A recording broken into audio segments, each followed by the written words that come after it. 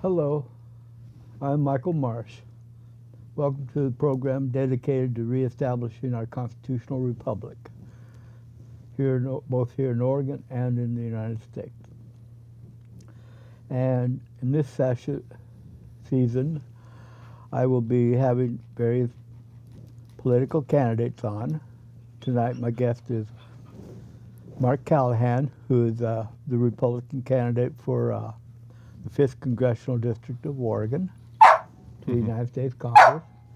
And that was my co-host, Pamela, weighing in on it. She's supporting you, letting you know she's on your side. Yep.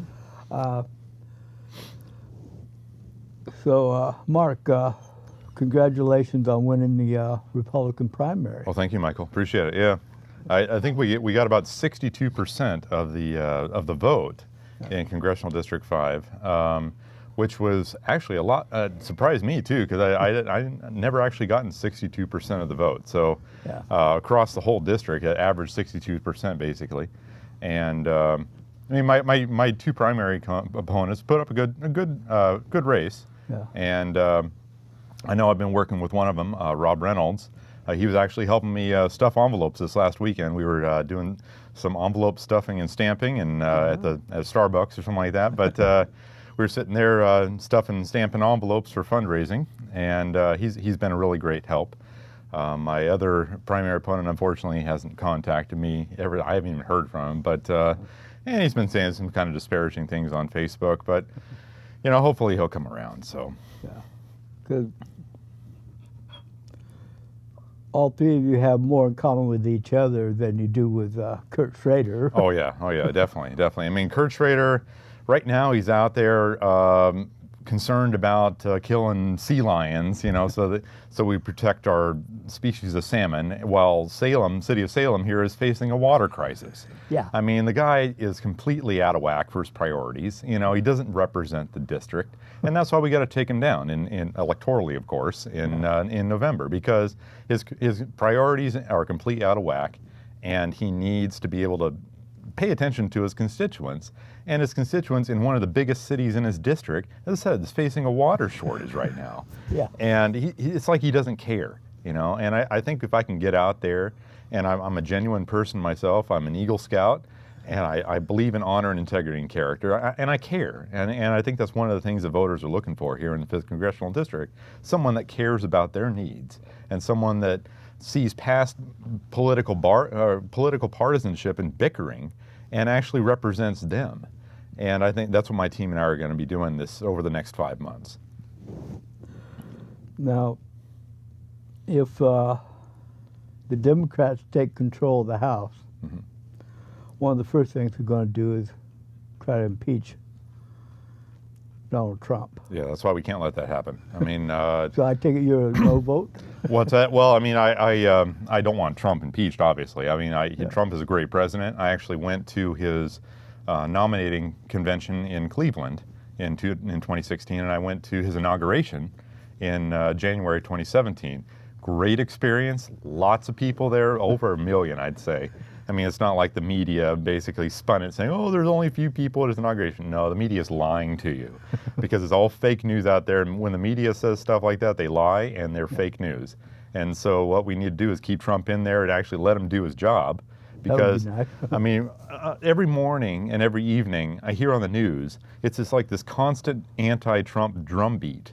And after a while, I just turn it off because it's all fake news and it's all lies by the mainstream, or what I refer to as the lamestream media. And so I just turn it off. And if one person can turn off, and there's several 100,000, even 1 million people can just turn off the lamestream media news, then the lamestream media liberal agenda news will get the point after a while, because their ratings will drop. and then they won't be as popular, and then they'll lose funding, and because other advertisers will move to other stations that are actually getting higher ratings. And so it's all about ratings to the lamestream media, and I just turned it off myself, so I'm not going to be watching any of the commercials or anything like that during the news, because it's all lies, it's all fake news out there, and any fake news out there that bashes Trump on a regular basis is not news that I want to watch. So, I mean, as I said, I watch the news that I watch, and then I turn it off when they start bashing Trump, because Trump is a great president, and he's in there to make America great again, keep America great again in 2020 when he gets reelected. But the point is, I mean, any Democrats, any Looney Tune lefty Democrats like Nancy Pelosi need to be removed also, because they're out there beating the drum to impeach, and impeachment is not what we need. No. I mean, you got to think of it this way. I mean, if the Republicans had put that forward during the past 8 years prior to Trump, the guy in there prior to Trump, I won't name him because he's an idiot, but the point is, if they had put the idea forward of impeachment, we'd have the bells of racism, you know. I mean, come on, you know, it's like a complete double standard here, and impeaching Trump is not what we need to do. So another thing they want to do is quote, common sense gun control, which that's one of the things Kurt Schrader is advocating. Many of us believe that's code for breaking down our doors in the middle of the night and taking our guns. Yeah, I mean, believe me, I mean, it's what the liberals and the left don't get is shall not be infringed means shall not be infringed, period. You know, I mean, they honestly need to, I carry around a Constitution myself with me everywhere I go. I reference it everywhere I go. It's a little bit used, a little bit tattered. People have sent me new ones over the years, and I reference it every day. And shall not be infringed means shall not be infringed. This common sense gun control crap, basically, I mean, they don't understand that it's every American's right to have a weapon, to have a gun, to have an arm, according to our Second Amendment. Yeah. And they don't understand that, and they try to get the camel's note under the tent in terms of, common sense gun control. Well, as I said, that's not what the Second Amendment is about. So basically, I'm for the Second Amendment, and I figure if you want to have a weapon, you need to use it responsibly, yes. But, I mean, to be able to have the camel's nose under the tent in terms of more and more progressive laws to take away our gun rights. I'm against IP 43 and IP 44, for example. I mean, I know that's gun confiscation and gun registration, and as well as dictating and mandating on how you can actually store a weapon. Well, that's infringing. Yeah. It's plain and simple. You can't sugarcoat these things. And so if it's infringing, then you don't do it, according to the Constitution. I mean, it's just that simple. I keep things simple. You know, I try to express myself in the best way I can.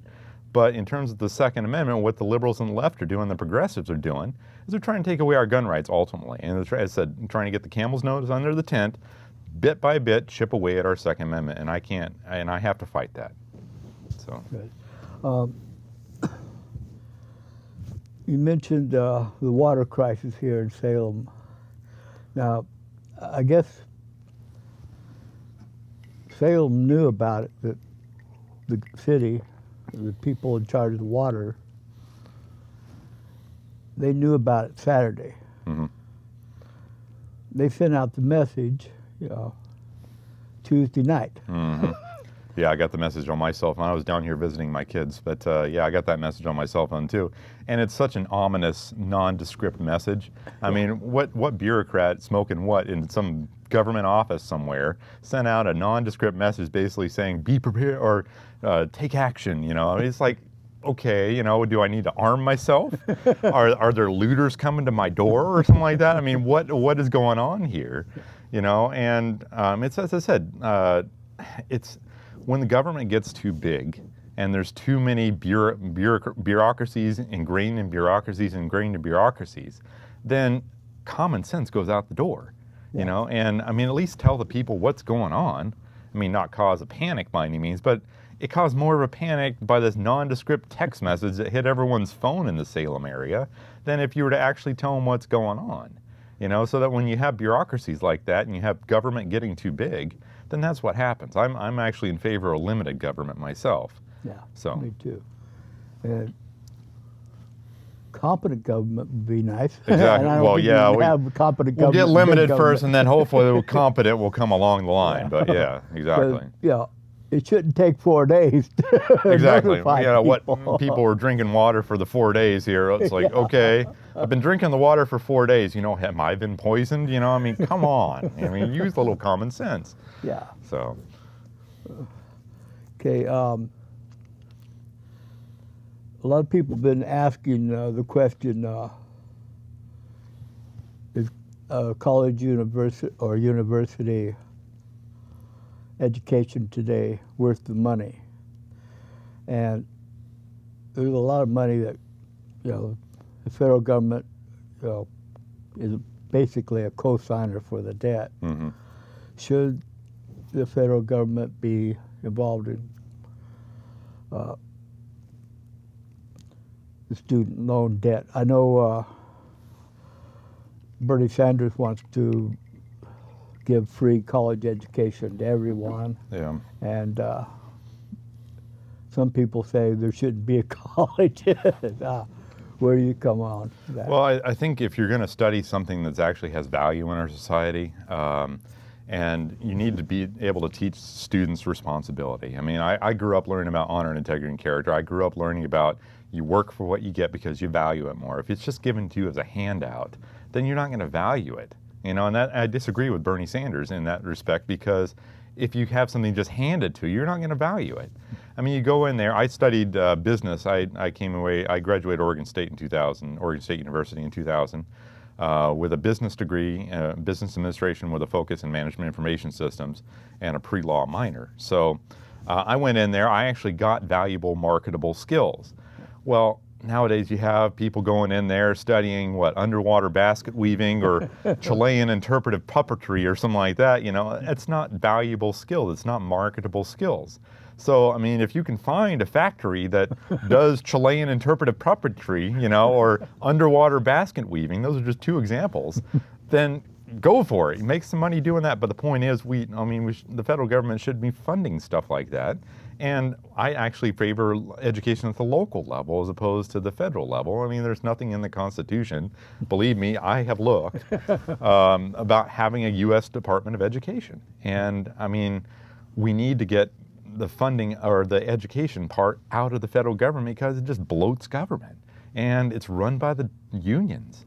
And I mean, not all unions are bad, you know, but the public employee unions, I mean, I don't know.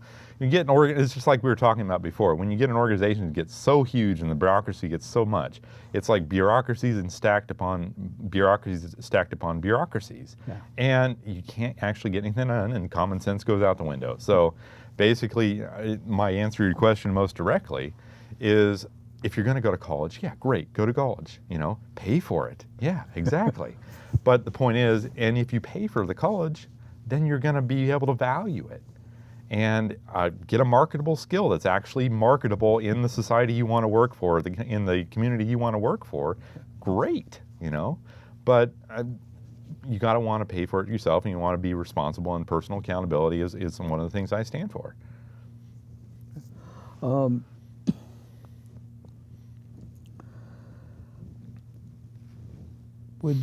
So you get the federal government out of education altogether, like K through 12 as well?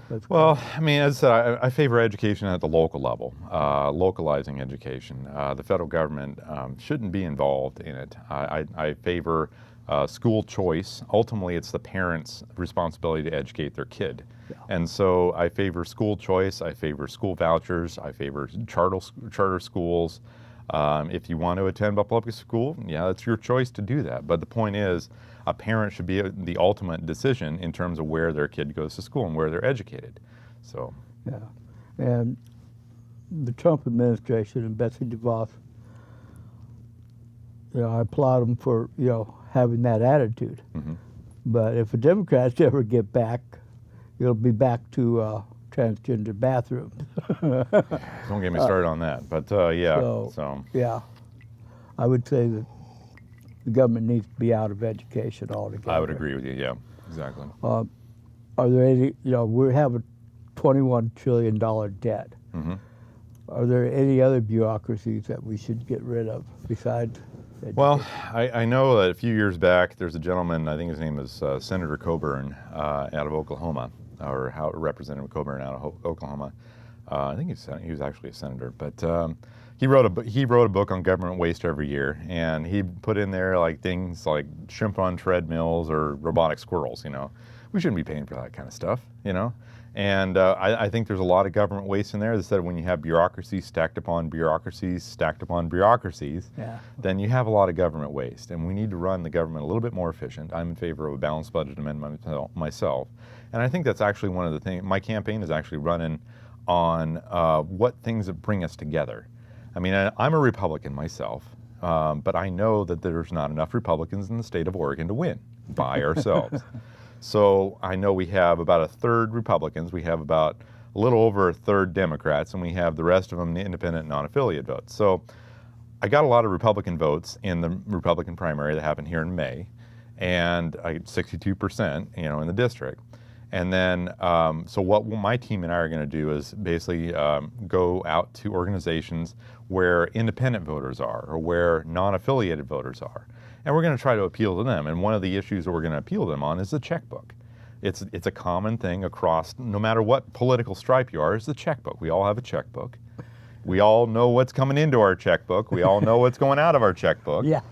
And we can't spend more money than we have in our checkbook. I mean, granted, there's credit cards, but I mean, that's credit cards. But I mean, the point is, I feel the federal government needs to be run the same way. You know, the federal government has a checkbook. It's a little bit bigger checkbook than mine. Yeah. A lot bigger, actually. But A whole lot bigger. Yeah, a whole lot bigger. Yeah, exactly. And they've run up their credit card $21 trillion. And we need to start paying that down. And we need to start balancing our checkbook. And balancing our checkbook, if we have to have a rule, say for example, a rule to do that, that's great. And so I'm in favor of a balanced budget amendment to the U.S. Constitution. I know it probably won't pass. It takes a while to pass a balanced budget amendment because you have to get the vote of the Congress, and then I believe it was 3/4 of the states or something like that too, in order to pass and ratify the amendment. But the point is, I'm in favor of fiscal responsibility and personal accountability, and when it comes to either at the personal level, as I said, regardless of political stripe, and even at the federal government level as well. So, one of the initiatives that we'll be voting on here in Oregon is to stop funding abortions. mm-hmm. I think there's an initiative petition IP1 out there that's doing that too. And the federal government, they have been providing funds for Planned Parenthood. Yeah. Would you vote for or against funding for Planned Parenthood? I'd vote against funding for Planned Parenthood. I mean, basically, abortion is murder. I mean, there's no other way to sugarcoat it. You know, abortion is murder, and I've been endorsed by Oregon Right to Life myself, both in this race, in this general election race, as well as prior to the primary in this year. And then I was also endorsed by them in my 2016 U.S. Senate race as well. Kurt Schrader and Ron Wyden both, Ron Wyden being back in 2016, they're funded by Planned Parenthood, and they're funded by NARAL. And those are two organizations that murder babies. And so what we need to do is stop the government funding of them. I mean, you have the Hyde Amendment that's not really being enforced right now. And so you need to get in, I need to get in there, basically rattle some heads and say, listen, you know, this is the law. The Hyde Amendment's the law. You need to start following by the Hyde Amendment. You guys passed the law, you know. Yeah. I mean, come on here, you know. And I know President Trump came out the other day and he wants to stop funding of Planned Parenthood as well. And I completely support that. I support stopping funding for Planned Parenthood because Planned Parenthood murders babies, and you can't be murdering babies. So, I agree.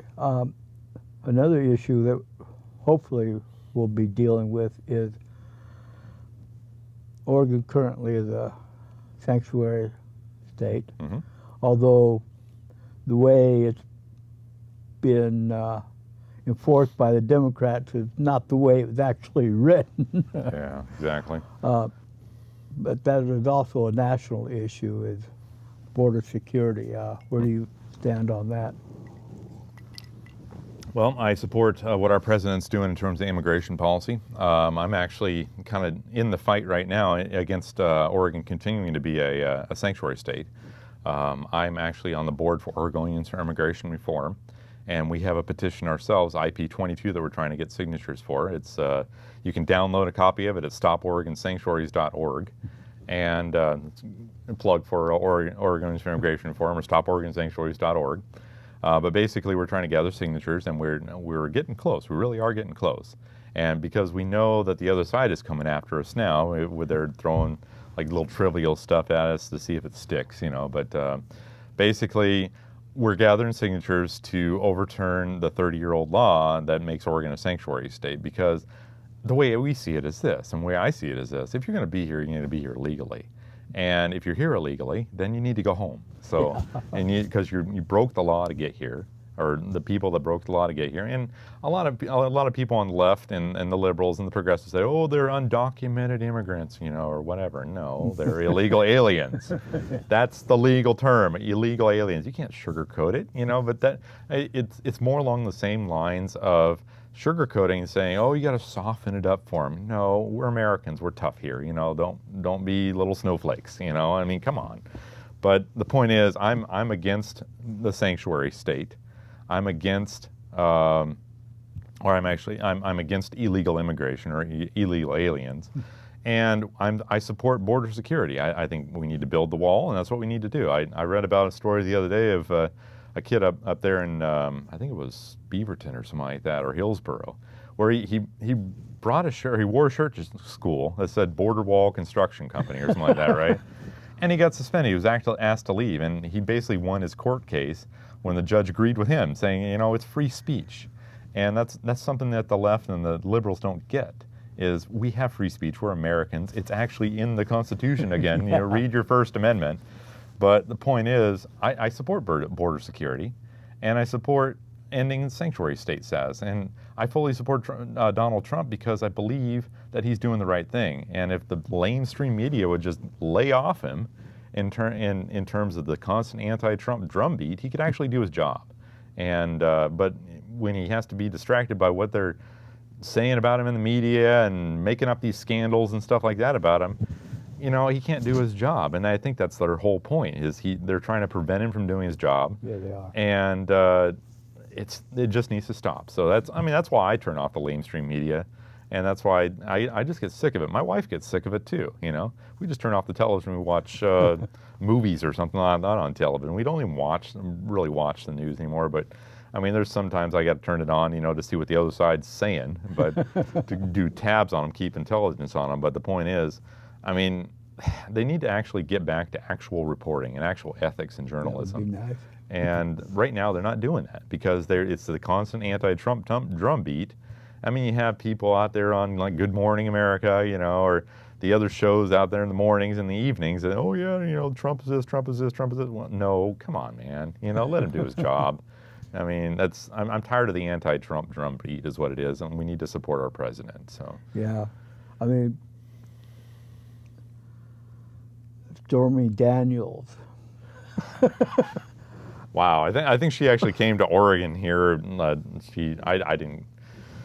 I heard about that. Yeah, and I think she actually got chased out of one of the strip clubs that she was performing in, or something like that. I mean, she has 15 minutes of fame here, you know, and oh my gosh, you know, that's just narcissism right there, you know. Yeah, and yeah, if it had come out prior to the election, which they say they should have come out, okay, she would have said that she had the affair 10 years ago with a billionaire member of the entertainment industry. Yeah. And he would have said no, and everybody would have believed her. He wasn't even running for president at the time. It wouldn't have changed a single vote. Yeah, he wasn't even running for president at that time, you know? Yeah. I mean, yeah. This is exactly what I'm talking about. They try to find scandals, you know, they try to pin them to Trump. Yeah. And Trump just lets them wash out because he knows they're false, you know? I mean, this is what I'm talking about. We need to support our president, and like we supported the president prior to Trump. And I mean, not for fear of being called a racist by any means, but not for fear at all. I mean, we're Americans, we're patriots, we love our country. I love our country, And that's what I'm doing. I'm getting in there because I want to make the country better. And I have a couple daughters myself. I want to make the country better for them. And I mean, it's just that simple for me. So, Yeah, I think that's what, people didn't vote for him because they liked him. They voted for him because they wanted somebody to run the country. exactly, yeah. And we haven't had that in a long time. Yeah, I mean, there's a difference between a manager and a leader. Yeah. You know, what I see in our President Trump is he's a leader. You know, he's not just a manager. Granted, he was a CEO of a corporation, yes, and ultimately that is a manager. But the point is, he's not just a manager. He excels beyond management. He excels into the realm of being a leader, and that's what people saw in him when they voted for him. That, and they didn't want that criminal Hillary in there. But I mean, the point is, Trump is a leader. He's trying to do his job, and we need to let him do his job. So, do you think he'll come to Oregon? We're sure going to help him. We're sure going to hope so. I know my team and I are working on a few things. We got some contacts pretty high up in the White House, and we think we can get him to Oregon this summer, and that's going to be one of our goals. It actually is one of our goals. So we're going to try to get Trump to come to Oregon, and I think it's going to be a great experience because, as I said, he came to Oregon during the campaign. I think he went down to Eugene or something like that. Well, that's wow. That's brave for one. That's going into the lines. And I grew up in Eugene. I know how liberal it is down there. But the point is, if we can get Trump to come back to Oregon, and I'd like to get his endorsement. Yes, Mr. Trump or President Trump, I would like to have your endorsement. But the point is, if we can get him to come here to Oregon, I think it's going to be a great thing. So. Now, one of his main campaign things was drain the swamp. Mm-hmm. Now, one thing his election has done is it's shown that there is a deep state. Mm-hmm. And that deep state does not have America's best interests at heart. Mm. Or at least I don't think it does. Okay, so do you have any plans on dealing with that deep state? Well, yeah, we do. I mean, we part. have people that are ingrained, unelected bureaucrats in there, and if they're going to work against the national interest and national security of the country, they need to be fired. And I mean, plain and simple. If they're not always apparent though that they're actually doing that. It's that liberalism, it's that progressivism that's basically kind of burrowing in the leg of the country like a tick, and sometimes you just have to burn the end of that tick and fire them out, and pull out the tick and basically toss them. And that's the best analogy that I can think of in terms of tracking down the members of the deep state, and if they're working against the interests and best interests of the country and working against the national security of the country, you fire them. That's what you do. So yeah, that's another thing. The larger the bureaucracy, the less accountability there seems to be. mm-hmm. Do you have any plans to bring accountability to the, or at least try? Well, as I said, I get in there. I'm gonna get in there and roll some heads. I'm not gonna take crap. I'm not the type of person to basically roll over and say, oh yes, how are you gonna do this? How are you gonna do that? No, people of Oregon are sending me there to Congress not to take crap.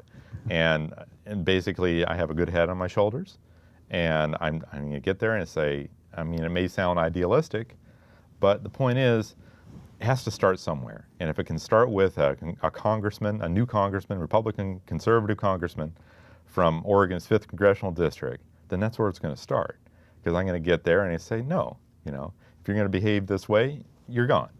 And I said, I'm one person, yes, and I know that there's several people, swamp dwellers back there, dwellers, I guess, back there, that we need to basically say, no, you're gone. You're not going to act this way because you're affecting the national security and freedom of my country. So. Okay. Do you want to say anything before we close? Sure. Yeah, as I said, I recommend you check out CallahanForOregon.com. I have my issues page up there. I am looking for funding. We all need funding, and but most importantly, my team and we need funding. I'm going to be meeting with some fundraising people. I hope to go to D.C. here in a couple weeks in terms of meeting with some fundraising folks out there, meeting with some other organizations out there. Thanks for coming on, Mark. All right, thank you. Yep.